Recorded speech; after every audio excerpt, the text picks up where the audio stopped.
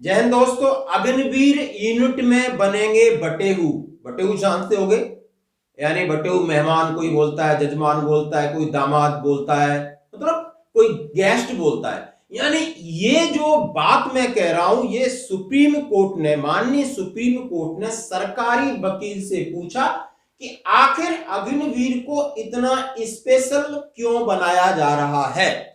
Service में रहते हुए भी वो स्पेशल रहेंगे, ये तो उन्हें परमानेंट नहीं होते हैं, उसके बाद जाएंगे बहुत वेरी वेरी स्पेशल होंगे। क्या बाकी के जो परमानेंट जवान है वो बाहर जाके क्यों स्पेशल नहीं है, या वो अंदर है तो क्यों स्पेशल नहीं है? क्यों? बात यह है कि ये योजना सरकार ने जल्दबाजी में लागू की है और इसको सत्य ठहराना है नीचे तक, कागजों के ऊपर। ग्राउंड में कख नहीं होने वाला। यूनिट में कौन से मेहमान बनेंगे हम सबको पता है। फिर कोर्ट जब इनसे बहुत सारे सवाल पूछ रहा है और इनका वकील क्या जवाब दे रहा है, वो आपको हंसी आई और कुछ नहीं आएगा। इसलिए मैंने इसका टाइटल रखा है अग्निवीर बनेंगे घर जवाही, बटेहू, दामाद, मेहमान। बिल्कुल मेहमान। जब सुप्रीम कोर्ट, माननीय सुप्रीम कोर्ट सवाल पूछ रहा है कि इनकी सैलरी सुविधा अलग क्यों, फौज छोड़ने के बाद इतना रिजर्वेशन इनके लिए, बाकी के लिए जो अभी है उनके लिए क्या है, तब क्या जवाब देते हैं? इनका काम अलग होगा, उन्होंने पूछा। ऐसा क्यों बोला, इनका काम अलग क्यों? सुप्रीम कोर्ट पूछ रहा है, जो वकील जो सरकारी पक्ष रख रहे हैं अग्निपथ के ऊपर, इनका नाम अलग क्यों? तो सरकारी वकील के जरा जवाब सुनते हैं। जवाब बोलता है कि इनका सैलरी सुविधा, बोला इनकी सुविधा इसलिए कि इनको पढ़ाई लिखाई कराई जाएगी, सैलरी ऐसी मिलेगी ताकि ये जाकर के सिविल में चले जाए। अब इनको 4 साल में वो तैयारी कराई जाएगी ताकि ये सिविल में परेशान ना हो। तो वो 4 साल करेंगे क्या?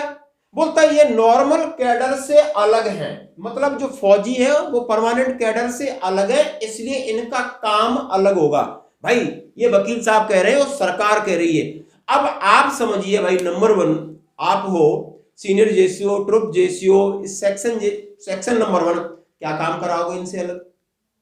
मेहमान, इनको पढ़ाना भी है, सर्टिफिकेट भी देना है, बहुत सारी चीजें हैं, परमानेंट करने के लिए भी देखना है, और इनको कुछ गाली गलौज भी आपने नहीं करना है। कुकाव से खाना पीना भी इनको अलग टेबल मेज होगी क्योंकि स्पेशल है। तो फिर ये 4 साल क्या करेंगे? फौज को झक मारेंगे, फौज की कुछ नहीं करेंगे। ये एक कांच के उस बोरोसिल ग्लास की तरह होंगे। ये कहीं बस शो केस या पार्टियों में ही यूज कर सकते हो, कहीं रफ यूज किया तो टुकड़े टुकड़े हो जाएंगे, और टुकड़े होकर वो कांच के टुकड़े बाकी जवानों को दर्द पैदा करेंगे, बाकी जेसीयू की नौकरी खराब करेंगे, बाकी हवलदारों की नौकरी खराब करेंगे। अफसर तो अपना पीछा छुटा लेंगे, ऑर्डर पास करना काम है, बाकी ये बैठे भाई आ जाओ मार्चअप कर दो, कानून क्या कहता है पढ़ेंगे, बता देंगे, अपने घर चले जाएंगे। लेकिन ये जो लोग हैं, जो सारे दिन पूरा काम करते हैं, ट्रेनिंग करते हैं, रात में ड्यूटी करते हैं, फटीग करते हैं, टेंट लगाते हैं, श्यामाने लगाते हैं, और इन नमूनों को ढूंढेंगे। अरे वो कहां गया, ढूंढो। अरे वो गिर तो नहीं गया, अरे उसने खाना तो नहीं खाया। अरे भाई ये कौन सी सिरदर्दी है? आप कानून बना रहे हो बैठ करके हवा में। आपकी बात रख रहा है काला कोट पहनने वाला, जिसने फौज नहीं देखी है, वो भी माननीय सुप्रीम कोर्ट के सामने। और जज साहब सत्य सही सवाल सब पूछ रहे हो, आप हवा में जवाब दे रहे हो। अरे काश वो जमीन पे उतरेगा, वो एक सोल्जर है, उसके पास सब कुछ होना चाहिए जो बाकी के पास होना चाहिए। इनकी आइडेंटिटी नाम बोलने से कुछ नहीं हो सकता, कागज में लिखने से कुछ नहीं होगा। यूनिट में एक जगह तीनों तीन में खड़े रहेंगे, और तीनों तीन में दाहिने मुड़, तीनों तीन में बाएं मुड़ना पड़ेगा, पीछे मुड़ना पड़ेगा, आगे बढ़ना पड़ेगा, नीचे बैठना पड़ेगा, चलना पड़ेगा, लड़ना पड़ेगा। अरे इनको रखाना है क्या भाई? ये सारे जवाब दिए गए।